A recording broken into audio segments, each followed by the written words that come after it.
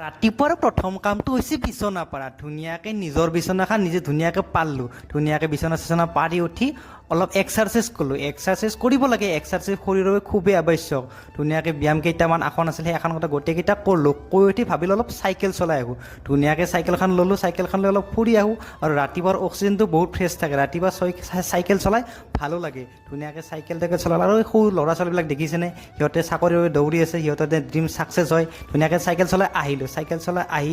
আহি উঠি ধুনীয়া মোৰ যোৱাকালি হাতত অলপ খুন হৈছিল দেখিছেনে এইখিনি ধুনীয়াকৈ অলপ আশ্ৰা গৈছে তাৰপিছত আমাৰ ঘৰত আজি দুটা আলহী আছিল তাহাক এটাক লেখ দিলোঁ এটাক ABCD লেখ দিলোঁ ABCD লেখলাক লেখি উঠি তাহাৰ লাগিল ভোক আৰু ইয়াৰ 2 বছৰে মাত্ৰ ই খাৱাৰ বস্তু দেখি দি আছে ফ্ৰিজত কিবা খাব দিব লাগে সেয়া খাব দিলোঁ ধুনীয়াকৈ খোৱা বস্তুবিলাক দিলোঁ দিয়াৰ পিছত ভাবিলোঁ ড্ৰেছ চেছ কৰিলোঁ আৰু এতিয়া ফাৰ্মাচীত যাব লাগে ধুনীয়াকৈ ড্ৰেছ চেছ কৰি উঠি অলপ মই ভাত খালোঁ ভাত তাত খাই উঠি পাঠশালাত গ'লোঁ পাঠশালাত মেডিচিন ল'বলৈ মেডিচিন ল'লোঁ এইটো এটা মিনি ব্লগ থেংক ইউ